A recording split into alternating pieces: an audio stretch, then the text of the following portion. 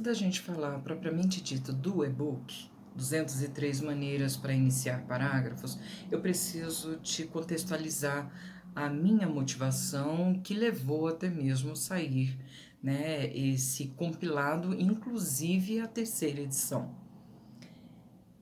Para começar, o objetivo desse trabalho é justamente transformar e proporcionar um momento de descontração e leveza no momento da produção textual.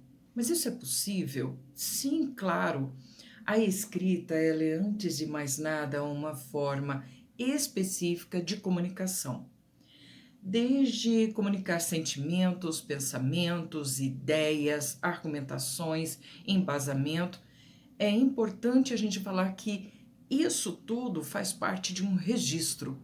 E o registro vai desde a necessidade de documentar emoções, como também falar sobre documentos, documentar, registrar. E isso a gente observa nos diversos espaços. Eu sou do tempo que nós escrevíamos cartas e enviávamos. Então tinha o teor da caligrafia, o que hoje muito recorrente, o uso dos emojis, né, para poder expressar as emoções. Mas é claro que em se tratando de uma produção mais formal, obviamente há necessidade de poder carregar de inícios de frases, conteúdos, embasamentos de uma forma formal. Então, longe de memes, longe de tiques, de escritas e utilizar o uso formal da gramática. Nesse sentido, eu observei que a escrita, ou melhor, a dificuldade da escrita, perpassavam emoções, bloqueios, traumas, desde a escrita inicial, lá nas séries iniciais, como também na desenvoltura da vida escolar. E desde a comprovação ou determinadas afirmações ou tentativas de comprovação da ineficiência dessa escrita. E também uma certa dose da perfeição do texto. Então, eu vou começar por onde? Por qual termo? Então, a ideia, aquela cobrança, aquele afã de querer registrar da melhor forma possível. E eu te digo, não existe termo perfeito. Existe sim a regra gramatical, que ela é carregada de exigências, mas que isso não deve ser o mote para impedir a sua produção. Então eu te apresentei aqui 2 pontos que geralmente mentoradas,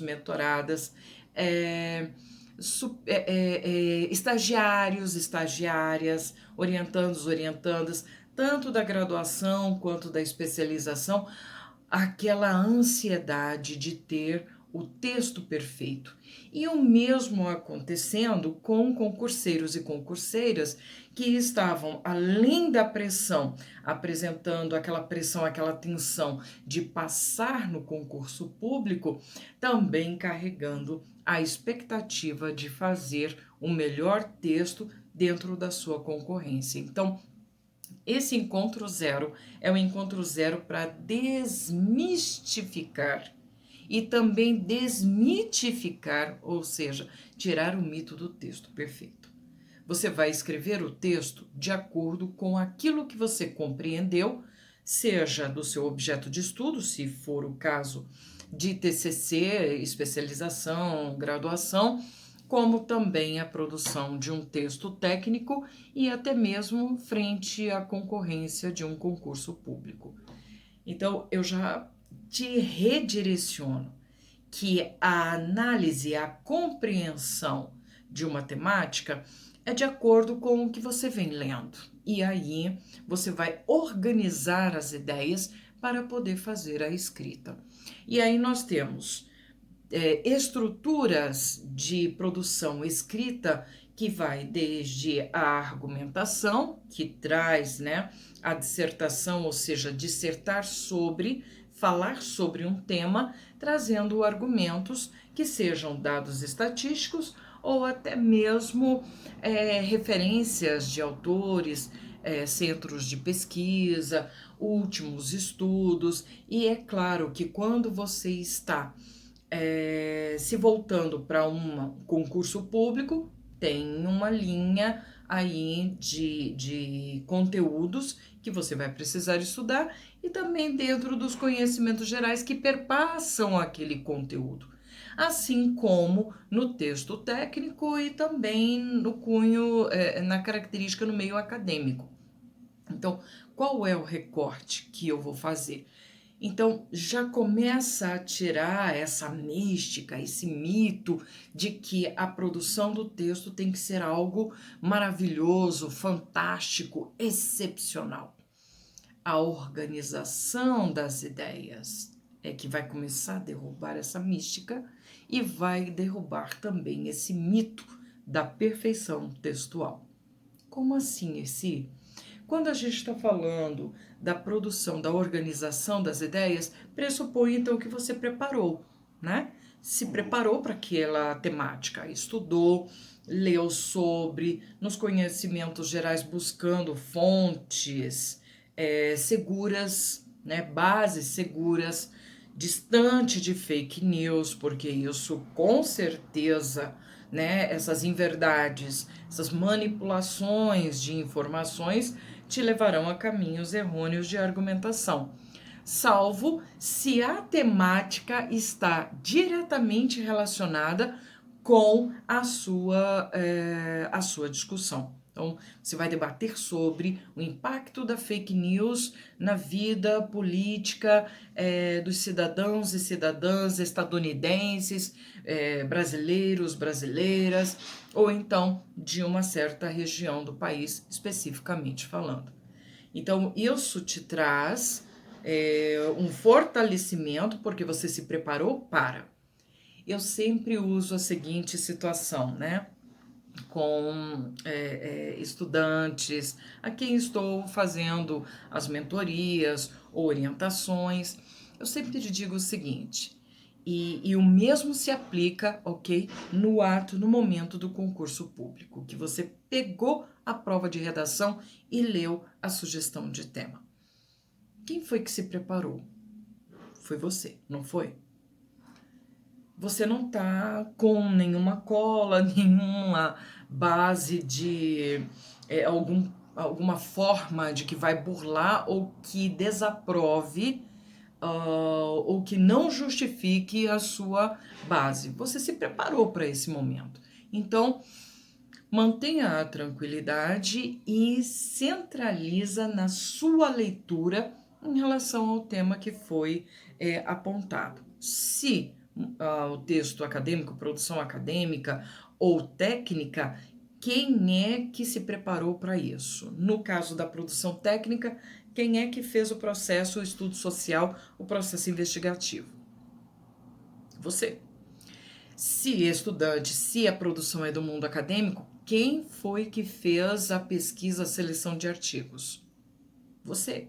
E você conta com um orientador ou uma orientadora. Então, alguém está fazendo a leitura de uma forma neutra para que auxilie nesse diálogo, na argumentação, indicando autores e autoras. No caso do concurso público, especificamente falando, você então mergulhou em várias temáticas, leu sobre algum assunto. Eu sempre parto da premissa que todas nós, todos nós, todes, aí abro aspas, de certa forma tem uma bagagem. Não somos desprovidas de conteúdo. Sempre temos alguma informação para registrar. Sempre temos algum parâmetro para falar sobre. Então, a partir do momento que você tem essa base, tem essa carga, isso já te dá a possibilidade de escrever sobre uma determinada temática. Então, isso também tira aquela mística da avaliação, redação e o peso da redação. Pense o seguinte, racionalize o processo. Há uma distribuição de pontuação e um tema que você precisará argumentar dentro de um número e dissertar dentro de um número X de linhas. Para isso tem um rascunho. Nos próximos conteúdos eu vou fracionar desde a aula 1 à aula 4 ideias, dicas, observações que vão além do e-book e que eu vou despertar em você essa organização e dicas que eu construí na minha caminhada acadêmica e na minha caminhada também como professora universitária e observando exatamente essas dificuldades e transformando realidades com resultados significativos. Então, já tive situações de ex-alunas, hoje, ex-aluna, hoje uma profissional de uma X área, e que ela, no primeiro momento, tinha plagiado a monografia. E caiu, né, foi encaminhada para mim para poder fazer a orientação e acompanhar todo o processo. E eu descobri as travas em relação à produção do texto. E em conjunto, claro que isso, o resultado significativo foi por conta da entrega dela. E essa entrega foi exatamente de entender por que da escolha e achar que um outro texto, produzido por uma outra pessoa, porque foram colchas de retalhos, né? Vários trechos sem a argumentação, e aí foi enquadrado como plágio na época. Por que ela estava garantindo, delegando o poder e como se a produção do outro, dos autores, das autoras, fosse mais interessante do que ela poderia perceber em relação à temática que ela escolheu. E aí eu fiz esse caminho de volta para ela entender quanto potencial ela tinha para poder desenvolver o texto. E ela foi muito bem avaliada no final, elogiadíssima em relação aos feedbacks que ela teve da banca.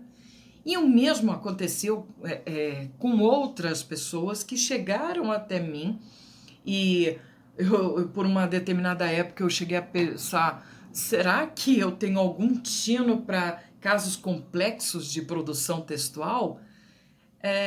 Acredito que sim, pela habilidade de poder destravar, porque eu também passei por esse processo de insegurança, de desconfiança, de descrença de minha capacidade enquanto capacidade da escrita e de ter pleno potencial para poder registrar. Eu te aguardo nas próximas aulas, nos próximos encontros curtos, onde eu vou pontuar que processo foi esse caminho de volta que eu fiz com essa ex-aluna, hoje uma brilhante profissional. Te aguardo. Tchau!